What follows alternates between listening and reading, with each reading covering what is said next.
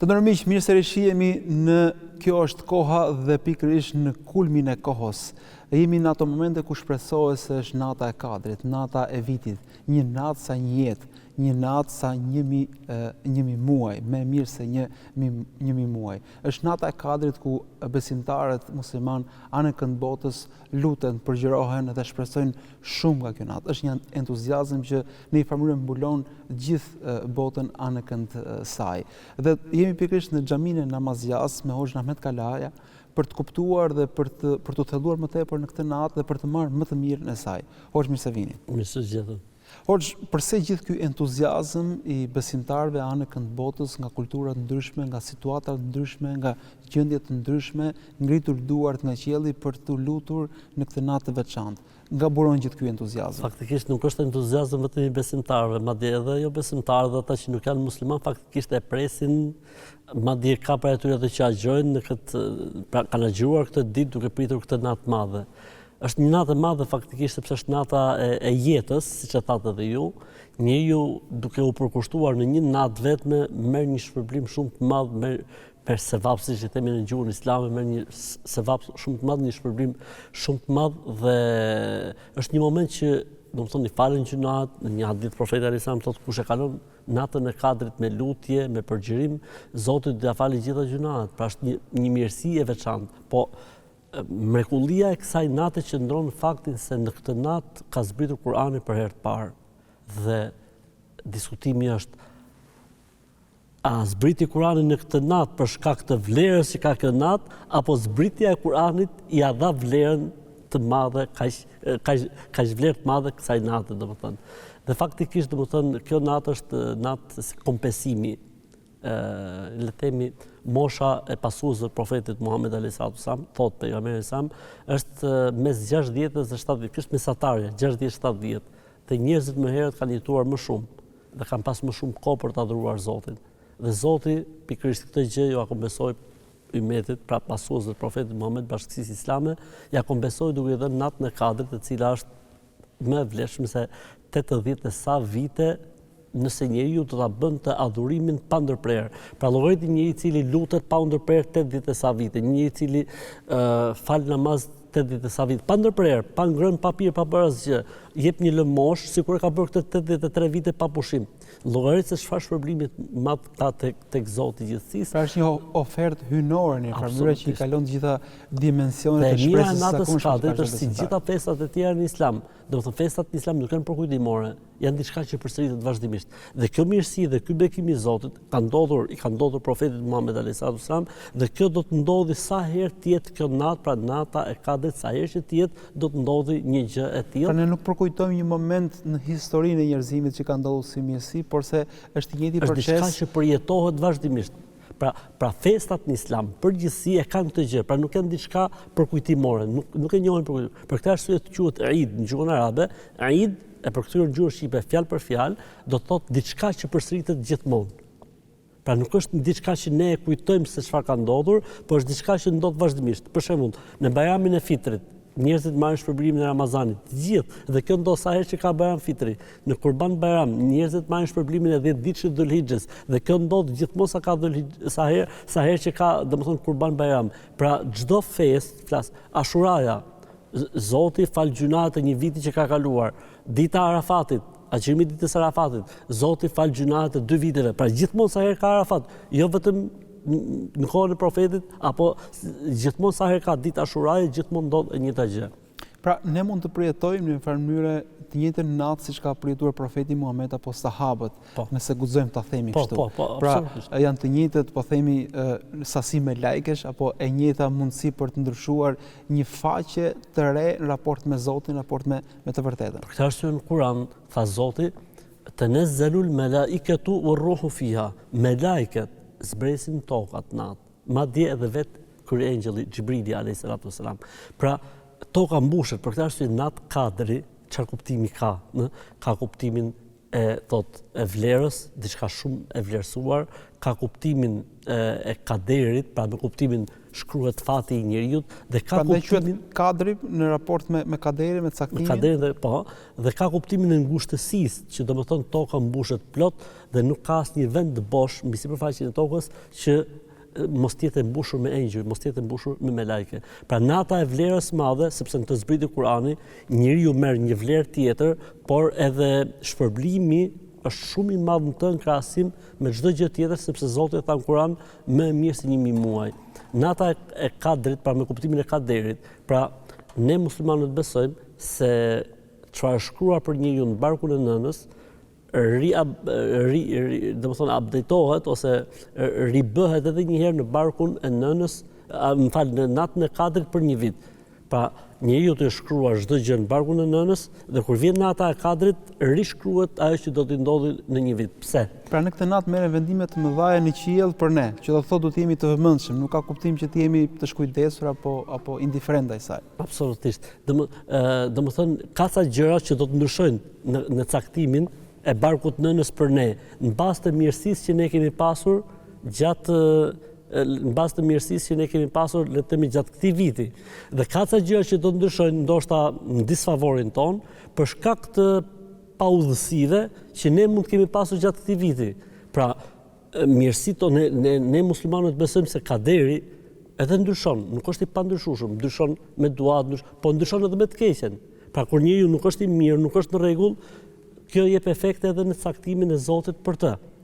Pra, siç ndryshon kaderi për mirë, ndryshon kaderi dhe për keq. Të gjitha këto vulosen natën e kadrit. Për këtë arsye thoshin shokët e profetit alayhis salam, edhe emrat e haxhive vulosen natën e kadrit. Pra me kuptimin çdo gjë që ka të bëjë me një vit ribëhet ose rishkruhet edhe një herë natën e kadrit. Argumenti për këtë, fjala e Zotit në Kur'an, yamhullahu ma yasha'u wa yuthbit wa indahu umul kitab, Zoti shkruan dhe fshin, mirë po baza e librit, pra le të themi Lauhul Mahfudh, mbetet e pandryshuar. Pra baza lart, baza e librit i ka të dyja, edhe të vjetrën edhe të rend, ndërsa ajo që është në barkun e nënës së shkruar ka hapësirë edhe për të ndryshuar në bazë të asaj që njeriu sillet gjatë gjithë jetës së tij. Ndërkohë ju thatë se janë të shumë njerëzit të cilët agjerojnë këtë natë, besimtarët muslimanë por se ka dhe për atyre të cilët ndoshta nuk janë të qartë në besimin e tyre, ndoshta janë dhe konfuz nëse janë besimtarë musliman apo jo.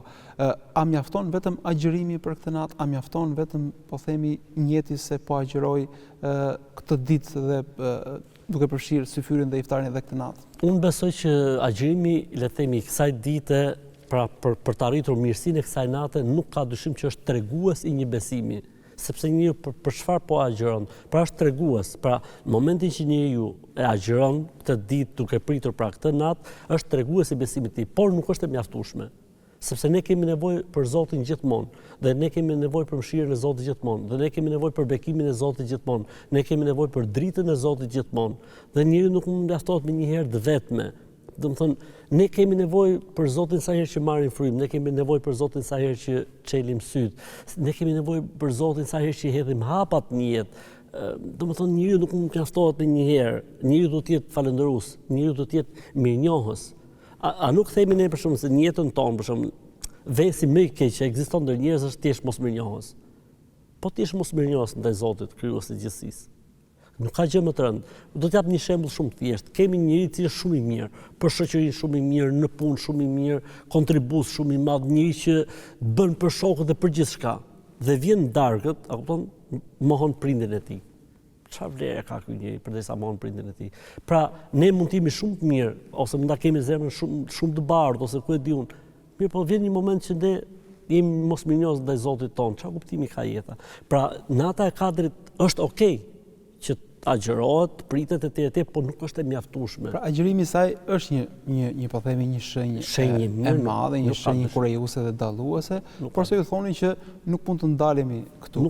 Disa këshilla praktike, çfarë duhet të bëj besimtari apo çdo kush që do dhe shpreson mirësi tek kësaj nate në këtë natë, në këto ditë dhe në këto minuta të veçanta. Pra disa këshilla praktike dhe konkrete. Atëherë, gjëja e parë dhe gjëja kryesore është që ai ta presi këtë natë me besimin e madh se Zoti do të realizojë çfarë ka premtuar.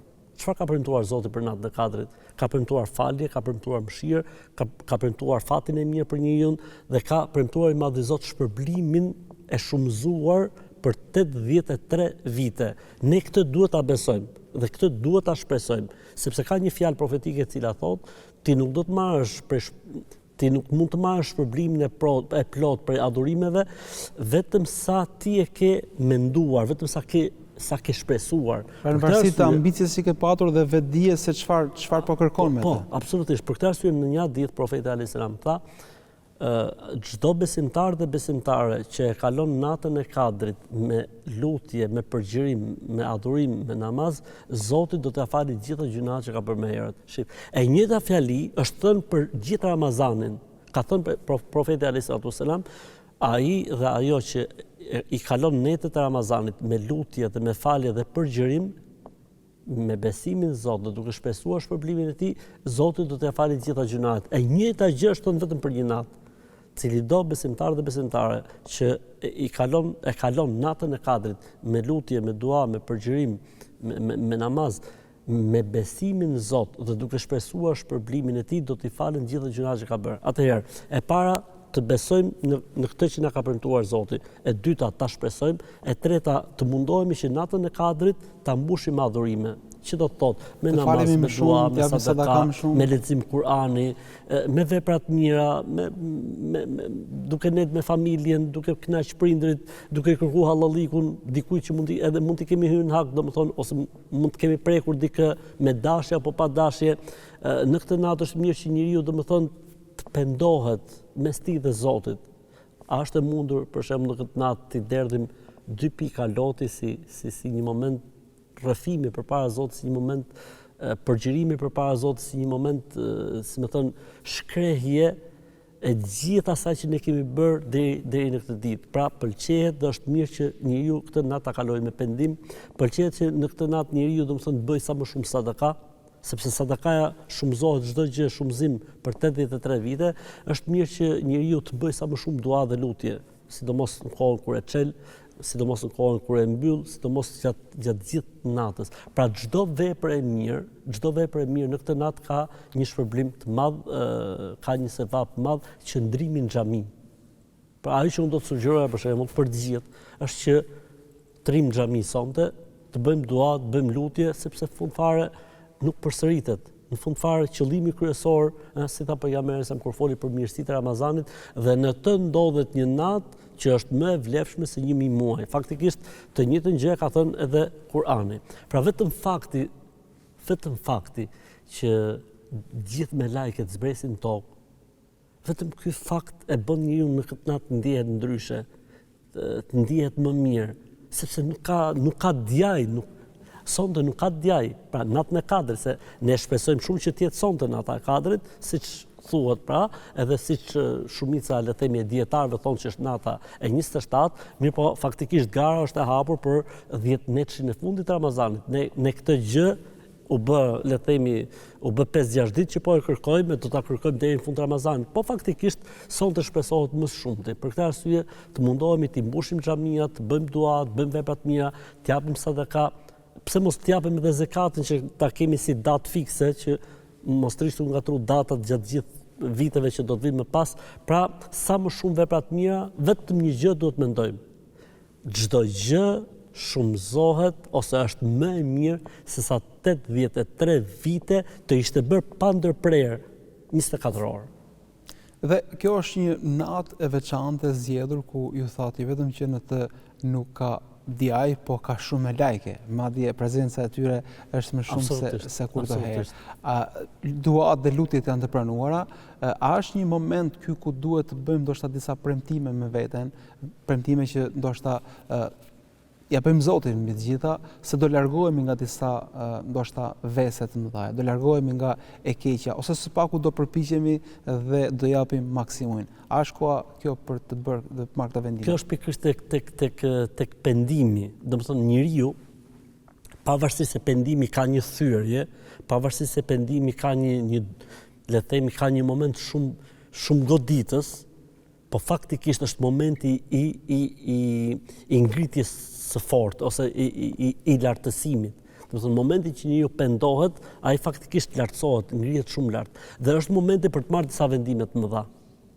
Siç është ajo që ju thatë, për shembull, mangësitë për të rregulluar, dobësitë për të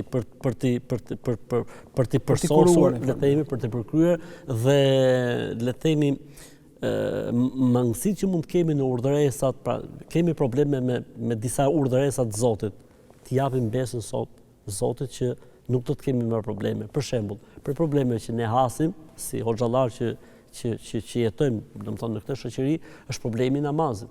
Akoma ne kemi muslimanë të cilët vinë për të falë vetëm për Bajram, ose vinë në xhami vetëm për natë kadër. Shumë mirë që vinë, por nuk do të mjaftohemi me kaq. Domethënë vinë vetëm për ditë xhumaje. Shumë mirë është bekimi i madh që të vinë një njeri për ditë xhumaje, ka bërë shumë, por kjo nuk është e mjaftueshme. Pra janë disa gjëra që ne le të themi duhet në këtë natë të marrim forcën, dhe të marrim guximin, dhe të marrim fuqinë, të japim premtimin e Zotit. Edhe mos harrojmë, se nëse japim premtimin e Zotit në natë kadër, nuk është si çdo kohë tjetër. Nuk është si, domethënë, vlerësimi, pozita, pozicioni, jetë ja thënë natë kadri. Unë nuk e di se sa mund të jetë me mijëra apo me miliona numri me lajkeve që dëgjojnë premtimin ton, që ja themi Zotit. Pra duhet jemi shumë të kujdesshëm. Ne gjithmonë duhet ta marrim premtimin, po kur e japim premtimin Zotit, duhet jemi shumë të kujdesshëm. Dhe kur e japim premtimin Zotit në natën e kadrit, domethënë duhet të jetë një moment pikëthese pozitive për gjithë secilin prej nesh. Pra është, le të themi, përveç atyre mirësive dhe bekimeve që ka, unë mendoj që nata e kadrit duhet të jetë një natë e madhe reflektimi. Pra që njeriu tri diku vetëm, tri diku pa njerëz, edhe të filloj të mendoj dhe të reflektoj çfarë kam marrë unë prej Zotit dhe çfarë i kam kthyer unë Zotit faktikisht. Si ja kam shpërblyer, pra si e kam treguar unë mirënjohjen time ndaj Zotit gjithësisë. Mendoj që nata e kadrit është një moment shumë interesant që njeriu të reflektojë fuqishëm. Pra duket sikur kjo natë duhet të ketë dy dimensione madhore, duhet të ketë angazhimin me sa më tepër adhurime, sepse ju thanë të gjitha këto janë herë 83 vite pa shkputje, që është një mundësi e jashtëzakonshme, dhe dyta reflektimi. Duket sikur këto të dyja i përmbledh lutja. Lutja është një adhurim në vetvete, por se është dhe një reflektim, është dhe një pendim. Duket sikur në këtë natë Zoti na thotë kërkoni çfarë të doni, se gjithçka do t'ju plotësoj, dhe njeriu kjo ndoshta e huton, nuk di për çfarë të lutet, nuk di çfarë të kërkojë, nuk di nga t'ia nis, nuk di çfarë është më e rëndësishmja. Cilat do të jenë ato dua që ndoshta vinden nga tradita profetike dhe na mundsojnë që të marrim më të mirën e kësaj nate. Më e bukur dua e kësaj nate është duaja që na ka mësuar vetë profeti alayhis salam, sepse domethënë kur ta mëson ai mbaroi historia. Nëna e besimtarëve i thotë, o i dërguari i Zotit, nëse nuhasim, pra në bazë të shenjave që ti na ke treguar dhe mësuar, kuptojmë se është natë kadër, qetësia që ka ajo nata, do të thonë një lloj prehje, një lloj bekimi që çdo njeri e ndjen. Tha, o i dërguari i Zotit, nëse e ndjej që është natë kadri, si të lutem, çfarë duaje të bëj? Profeti alayhis salam i tha, thuaj o Aisha, kur thuhet o Aisha, do të thonë vlen për gjithë ne, Allahumma innaka afuwun tuhibbul afwa fa'fu anni. O Allah Zot, ti je falës, e do faljen, më fal mua. O Allah Zot, ti je falës, e do faljen, më fal mua. Këtu faktikisht është përdorur një emër tjetër i Zotit, jo Ghafur apo Ghafir, që është falës, do të thonë e përkthyer, do të thonë gjuhësisht fiks, është përdorur afu. Afu do të thotë është një falje pa gjurmë. Ke parasysh se pra e zhbën, jo vetëm që e fshin atë që ka bërë, po edhe e kuron problematikën ose atë gjurmën e mëkatit, sepse çdo mëkat sikur mos ishte bërë fare. Sikur mos ishte bërë fare, pra një pastrim total.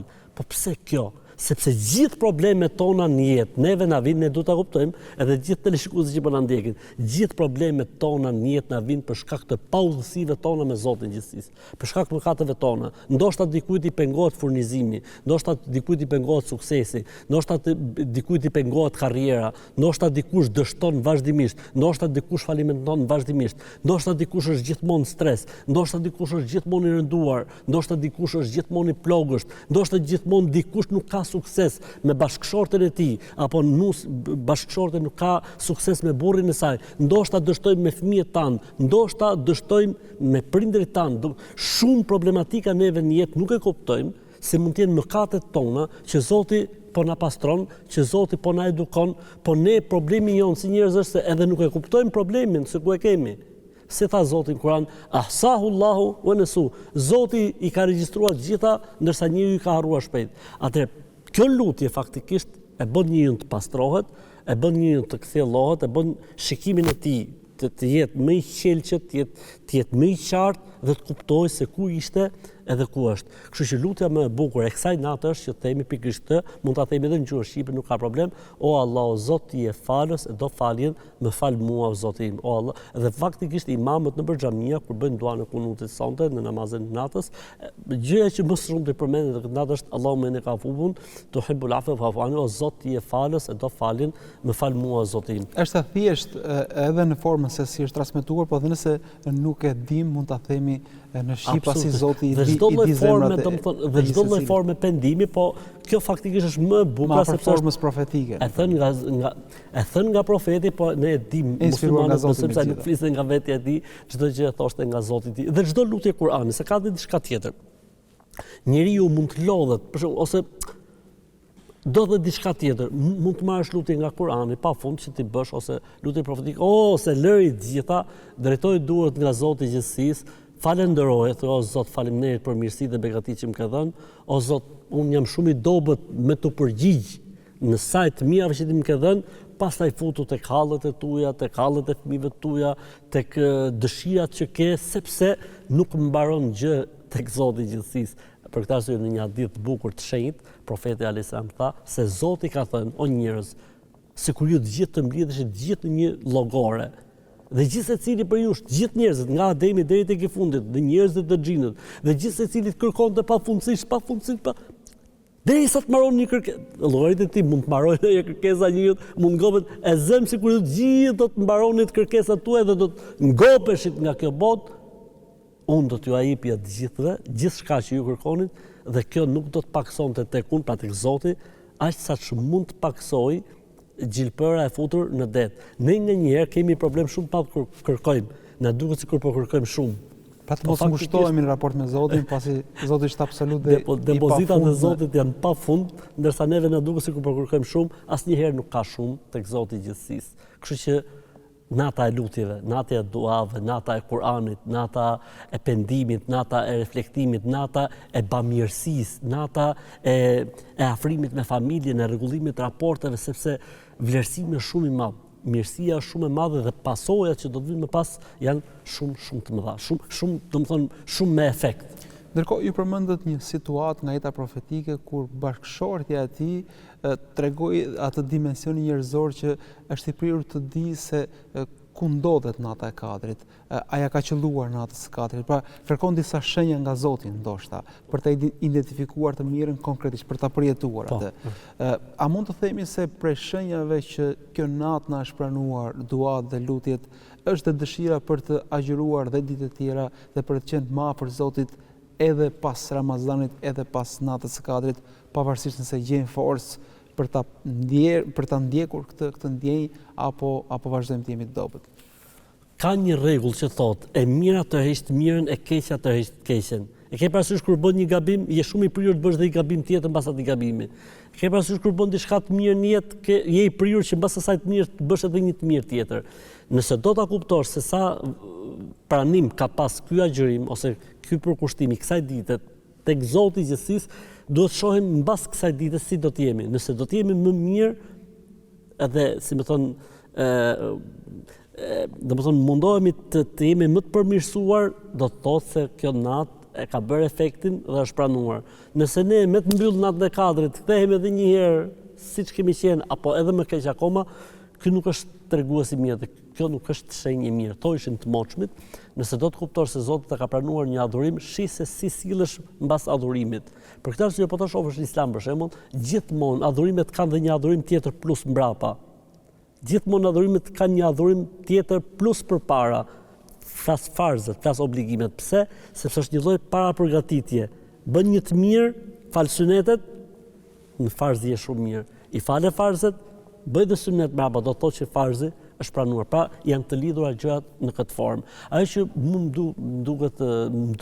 dua ta theksoj, domethënë është fakti që ne jemi në një moment që nuk zgjat kjo nata e kadrit pafundësisht.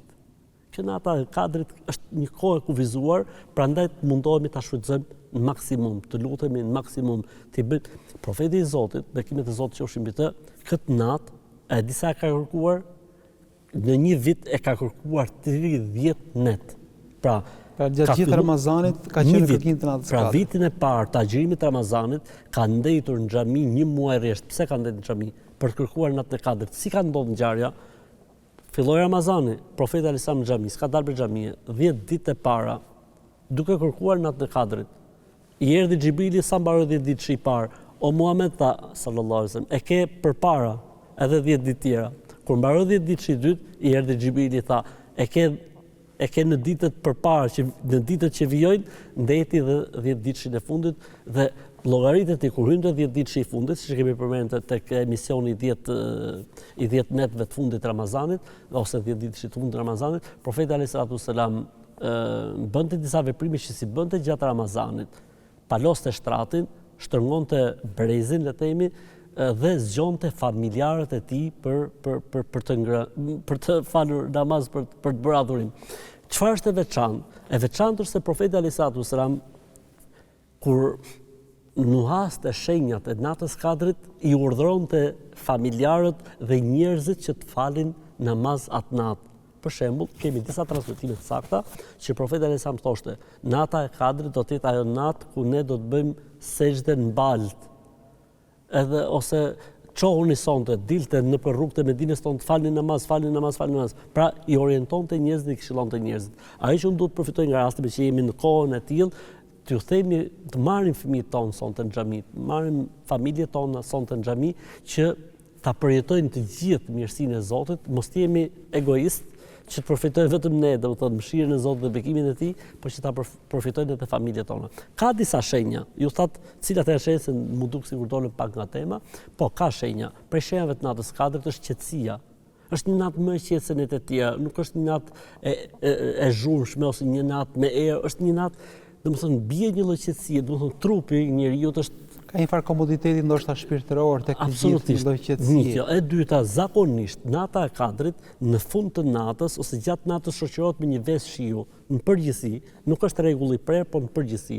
Dhe ajo që është më interesante është se të nesërmen e natës kadrit kur lind dielli, mund ta shohësh me sy të lirë, pra nuk ka ato rrezet e diellit, verbuese nuk i ka, derisa të ngrihet dielli lart në qiell. Pra mund ta shohësh me sy të lirë. Ne faktikisht kur kemi qenë student në Siri, çfarë bëheshim? Gjatë gjithë natës adhurojshim, bëhet fjalë 92, 93, 97, ose 92, 96.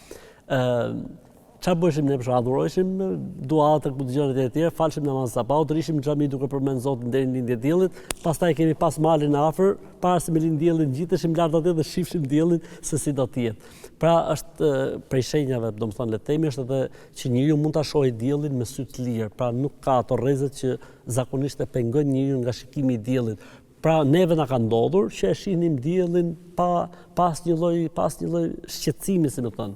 E rëndësishme, le të themi, këto janë disa nga shenjat, pavarësisht se ne do të vazhdojmë së kërkuari, do të jemi sërish në kërkim të natës kadrit, sepse më kujtohet një fjalë e bukur që ka thënë një prej dietarëve të mëdhenj të Islamit, Ibn al-Qayyim, thotë, nëse nata e kadrit do të ishte fshehur në të gjithë vitin, do t'ia vlente që njeriu në gjithë vitin të mundohej për të arritur natën e kadrit. Pa jo në 10 ditë, po në 365 ditë ja vlente që njeriu të mundohej të arrijë, sepse i thon 1 me 1983. Dhe mbi të gjitha nata e Kadrit na kthen tek thelbi i ekzistencës tonë, që është adhurimi i Zotit, njohja e Tij, të kuptuar që jemi krijesë, që jemi rob, që jemi në këtë botë si një lloj sprove, si një lloj testi për vijshmërinë pastaj e përjetësisë të gjithë secilit prej nesh.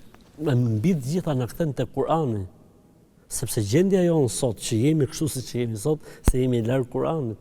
Pra nata e Kadrit në të cilin zbriti Kurani. Pra sikur po na thot neve Zoti, madho njerëz, nëse doni të jeni dikushi në këtë botë, nëse doni të arrini mirësitë e kësaj bote dhe mirësitë e botës tjetër, ky sekret ka vetëm një emër. Wa'tasimu bihablillahi jamian wala tafarraqu. Kapuni në librin e Zotit dhe mos u përçani. Dhe në këtë natë kuptohet që xhamit të mbushen, madje të mbushen rrugët, edhe pse në orë të vona, edhe pse në kohë qetësie. Unë përfitoj nga rastit të falenderoj policinë e Tiranës, e cila na është gjendur gjithmonë për bllokimin e rrugës dhe shqyr Zotit e kemi bërë atë namazin e natës shumë rehat. Zoti i shpërbleft. Në të kundërt do kthehej në një kaos, do bllokoheshin gjithë ato rrugë dhe do ishte e pamundur komunikimi, edhe pse ne shpreh mirënjohje gatishmërisë së tyre në këto orë të vona. Siç thash, besimtarët drejtohen drejt xhamive gjatë kohës së taravive dhe gjatë namazit të natës. Namazit natës, sepse aty janë lutjet e përbashkëta, janë duat e përbashkëta dhe është momenti dhe koha kur pranohen lutjet. Po ndërkohë ndonjëherë ka një neglizhencë në raport me ato që janë shtyllat e adhurimit, shtyllat e namazit, që janë namazet ditore. Sa të kujdesshëm do të jemi që mundësisht së paku në këtë natë ta ruajmë këtë ekuilibër, të mos na ikin ato që janë, po themi, namaze të detyrueshme apo fare siç thuhen në fenë islame. Ne jemi të atij mendimi që Zoti shpërbleft ata që vinë atë natë, Zoti shpërbleft ata që vinë për teravih dhe për namaz natë. E di si është puna, Ilir, unë jam i atij grupi mendimi që provoje një herë adhurimin e Zotit. Nuk ka problem, natë Kadri, nuk ka problem, hajde për teravih, sepse adhurimi i Zotit, po e përthiti shpirti, do ta kërkoj. Unë njoh shumë njerëz që kanë filluar me natë Kadri, kanë përfunduar me Ramazan. Unë njoh shumë njerëz që kanë ardhur vetëm për Bajram. As nuk e ditë se si bëhej gjëja.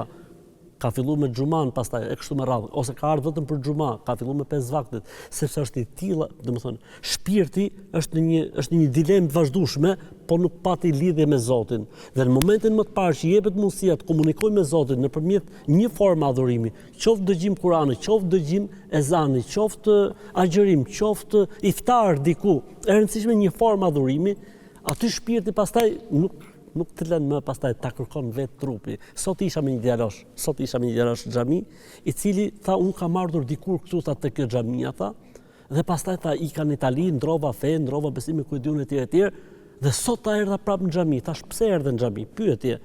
Tha, më doli në ëndër. Më tha që ktheu aty ku ke qenë, ktheu në xhami. Dhe sot djaloshi ishte në xhami. Domethënë, pra çdo vepër mirë lej gjurmë. Absolutisht. Nuk është pa vlerë. Madje mund të jetë pikëthese për gjithë secilin. Si tha Herakliu, i tha Ebu Sufjanit, i tha, a ndodha që ndonjë njeri prej këtyre që ishin me këtë fenë e re, domethënë, të lej fenë dhe besimin mbasi bëhet musliman? I tha Ebu Sufjani me drejt, tha, jo, s'ndodh kur. Çfarë tha ai? Kështu ndodh, tha, me besimin, me adhurimin, kur depërton membranën e zemrës, është e pamundur që njeriu ta lej. Pra mund të ketë njeriu një deviacion, mund të ketë njeriu një dobësim, mund të ketë njeriu një rënje, po në fund fare do të kthehet prapë aty ku ka qenë, sepse ka shijuar shpirti i tij diçka që nuk e gjen askund tjetër. Ndërkohë, në një transmetim profetik thuhet se në një grumbull njerëzish ku përmendet fjala e Zotit, përmendet fjala e mirë, përmendet e vërteta, zbret mëshira si një lloj shiu, nëse mund të themi kështu, ku i përfshin të gjithë. A është ky një transmetim inkurajues për gjithë secilin që së paku në këto ditë të afrohet, të bëhet bashkë me besimtarë, të grumbullohet tek besimtarë, se ndoshta e kap mëshira edhe nëse ai ndoshta nuk ka ndonjë vetëdije, po themi, të kthjellët për prezencën e tij. Me lajket te ky hadith që ju përmendet, thanë, o Zot, po ishte dikush që nuk kishte ardhur për gjitha këto, po kishte ardhur sa i kishte marrë dikush. Tha Zoti, mëshira ime kur derdhet në një vend nuk përjashton askënd. Ose rasti tjetër, erdhi dikush dhe ul. erdhi dikush tjetër që ul mbas atij se kishte turp, dhe dikush tjetër iku. Tha profeti alayhis salam, ai që ul me ne e ka shpërblimin si ne. Ai që pati turp që ndeti mbas atij, ai e mori shpërblimin njësoj si shoku i tij, dhe ai që na ktheu shpinën, Zoti do t'i kthej shpinën. Pra është momenti që të marrim njerëzit, që të marrim të dashurit, sepse lutja kur bëhet bashkarisht është më e pranuar. Le të themi, nëse ka dobësi në mesin ton, ato dobësit plotësohen dhe rregullohen nëpërmjet të mirëve, dhe mëshira e Zotit kur derdhet në një vend i përfshin të gjithë. Në hadithin e Arafatit është një gjë shumë interesante. Profeti alayhis salam njoftoi njerëzit ditën e Arafatit se i ka falur të gjithë ata që ishin aty prezent. Pastaj tha, dhe Zoti me të mirat e të mirëve ka mbuluar të këqijat e të këqive. Si më thonë, të mirët janë bërë sebeb edhe për të këqijt. U çua Omeri radiallahu anhu dhe tha, o pejgamberi i Zotit, vetëm për ne ky mohabet, ja tha, deri në ditë Kiametit. Pra ky efekti i përzierjes së të mirëve me të këqijt dhe se e mira e të mirëve e mund të keqen e të këqive, kur janë në një moment adhurimi dhe përkushtimi, është efikas dhe është prezent. Hoxha Ahmeti, unë falenderoj shumë për këto fjalë që solët për teleshikuesit tanë, për të shpresë të madhe të cilat nuk është e juaj, apo janë fjalët e Zotit, realisht janë transmetimet e profetit, po unë i falenderoj që zgjodhët më të mirën për saj dhe e transmetuat tek ta shikues, duke shpresuar që kjo natë jetë begat. Edhe bëhemi gati zot të shkojmë në xhamia se kemi punë. Zoti shpëlef me të mira. Ndërsa miq, këtu e mbyllim dhe këtë takim të sotëm duke shpresuar që aktiviteti dhe po themi reflektimi gjithsesilit prej jush do të vazhdojë edhe më tepër. Janë momente, janë mundësi, janë frymëmarrje të arta ku duhet të shfrytëzojmë dhe të marrim më të mirën për tyre. Zoti ja pranoft agjërimin juve dhe gjithë besimtarëve kudo që ndodhen, qoftë një natë begat dhe ne do të rishihemi nesër në të njëjtën orë deri atë kalor sa mirë.